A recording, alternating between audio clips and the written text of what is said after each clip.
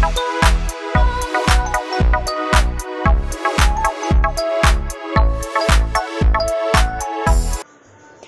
Friends, welcome to Riya beauty tips. இன்றைக்கி நம்ம சேனலில் எதை பற்றி பார்க்க போகிறோம் அப்படின்னா, அழுக்கு படிஞ்சிருக்க நம்ம வீட்டு தரையோ சுவரையோ பாத்ரூம் சுவர்களையோ எப்படி ஒரே வாஷில் பளபளப்பாக மாற்றுறது, அதுக்கு என்ன லிக்விட் யூஸ் பண்ணலாம் அப்படின்ற பார்த்தா இந்த வீடியோவில் நம்ம பார்க்க போகிறோம். எந்த கெமிக்கலும் இல்லை. ஸோ கண்டிப்பாக குழந்தைங்க விளையாடும்போது நம்ம கெமிக்கல்ஸ் யூஸ் பண்ணக்கூடாது. அது அவங்க கைகளில் ஒட்டி கிருமி அதிகமாகும். ஸோ இன்ஃபெக்ஷன்ஸ் வரக்கு சான்சஸ் இருக்குது. ஸோ நேச்சுரலாக கிடைக்கக்கூடிய இன்க்ரீடியன்ஸை வச்சு எப்படி அந்த வீடு துடைக்கிற லிக்விடை நம்ம தயாரிக்கலாம், அதன் மூலமாக எப்படி கிருமி நாசினியாகவும் சுத்தமாக பளபளப்பாகவும் மாற்றுறது அப்படின்றதான் இந்த வீடியோவில் நம்ம பார்க்க போகிறோம்.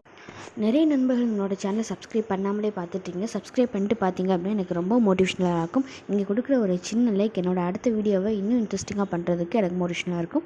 சரி, வாங்க இப்போது வீடியோக்குள்ளே போகலாம்.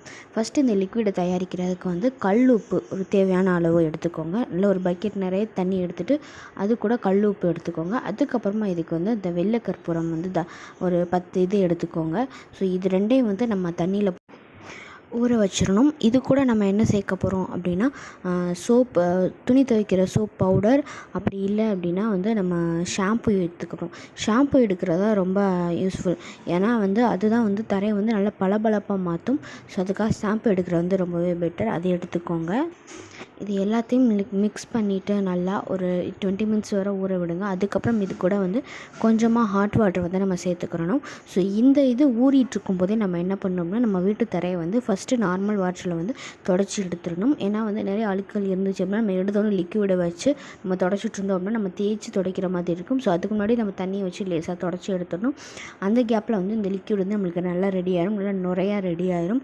ஸோ அதை நம்ம வீடோட ஒவ்வொரு இடத்துலையும் தெளித்து விட்டுட்டு அதுக்கப்புறம் வீடு துடைக்கிற மாப் வச்சு நம்ம லேசாக துடைச்சாலே போதும். தரை ரொம்பவே பளபளப்பாக ரொம்ப ஸ்மெல்லாக அந்த கிருமி நாசினியாகவும் பயன்படுது. ஸோ இது கூட நம்ம கொஞ்சமாக மஞ்சள் தூள் சேர்த்துக்கிறணும். சிமெண்ட்டு தரையாக இருந்தால் மஞ்சள் பவுடர் சேர்த்துக்கோங்க. ஸோ அது ஒன்றும் தெரியாது. டைல்ஸாக இருந்தால் மஞ்சள் பவுடர் சேர்த்துக்க வேணாம். ஏன்னா நம்ம பயன்படுத்துகிற உப்பே நல்ல கிருமி நாசினியாக செயல்படும். ஸோ அதுக்கு மேலே வேறு எந்த இன்க்ரீடியண்ட்டும் தேவையில்லை. ஸோ இது நல்லா தொடச்சி எடுத்ததுக்கப்புறம் நீங்கள் அதுக்கப்புறம் தரையை பார்த்தீங்கன்னா நல்லா பளபளப்பாக மாறிடும். ஸோ இப்போ தான் புதுசாக போட்ட டைல்ஸ் மாதிரியே மாறிடும். இப்போ நீங்கள் தயாரித்த லிக்விடை வேறு ஒரு பாட்டில் கண்டெய்னரில் மாற்றிட்டு ஒரு 2-3 யூஸ்க்கு பயன்படுத்தலாம், நல்லா வரும். அதுக்கப்புறம் நம்ம தொடர்ந்து பயன்படுத்தக்கூடாது. அதுக்கப்புறம் கெட்டு போயிடும். ஒரு 2-3 வாஷ் வரைக்குமே இந்த லிக்விடை நீங்கள் தாராளமாக பயன்படுத்தலாம். தரை ரொம்பவே சுத்தமாக பளபளப்பாக இருக்கும். இப்போ தான் என்ன நீங்கள் தொடச்சி விட்ட தரை மாதிரியே இல்லை, இப்போ தான் புதுசாக ஒரு டைல்ஸ் மாதிரி இருக்குது அப்படின்னு சொல்லிட்டு கண்டிப்பாக வீட்டுக்கு வரவங்க சொல்லுவாங்க. அவ்வளோ சுத்தமாக துடைக்கும்.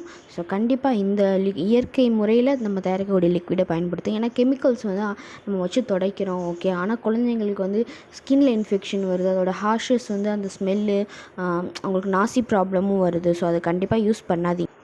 ஓகே ஃப்ரெண்ட்ஸ், இந்த டிப்ஸ் உங்களுக்கு கண்டிப்பாக யூஸ்ஃபுல்லாக இருக்கும்னு நினைக்கிறேன். யூஸ்ஃபுல்லாக இருந்துச்சு அப்படின்னா கண்டிப்பாக ஃப்ரெண்ட்ஸ் அண்ட் ஃபேமிலிக்கு மறக்காமல் ஷேர் பண்ணுங்கள். ஏன்னா ரொம்பவே யூஸ்ஃபுல்லான டிப் இது. இதே மாதிரி நம்ம சேனல் நிறைய இன்ட்ரெஸ்டிங்கான டிப்ஸ் எல்லாம் அப்லோடில் இருக்குது. ஸோ கண்டிப்பாக செக் பண்ணி பாருங்கள். தேங்க்யூ ஸோ மச் ஃபார் வாட்சிங்.